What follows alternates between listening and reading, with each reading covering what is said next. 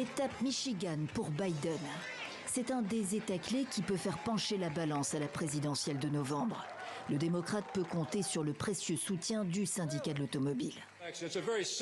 Vous savez ce qui va se passer si cet homme n'est pas président, parce qu'on a déjà vu ça.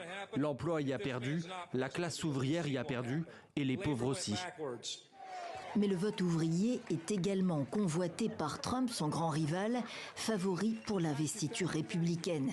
Biden a besoin plus que jamais de tous les électeurs du Michigan.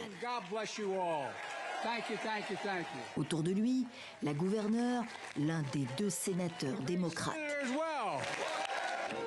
À l'extérieur, au même moment, une autre image vient perturber cette belle unanimité. Une manifestation de citoyens américains d'origine arabe que Biden n'a pas prévu de rencontrer. Quelques 150 personnes indignées par la guerre meurtrière à Gaza et qui réclament un cessez-le-feu sans tarder. Je veux qu'il sache qu'il a le sang de 10 000 bébés morts sur les mains. Je suis venue avec mes 2 enfants en solidarité. On est déçus, vous savez, dégoûtés de voir comment l'administration Biden gère la situation. Il continue d'être complice de ce génocide.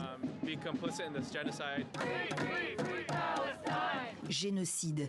Le mot ne fait pas l'unanimité parmi les électeurs américains, loin de là.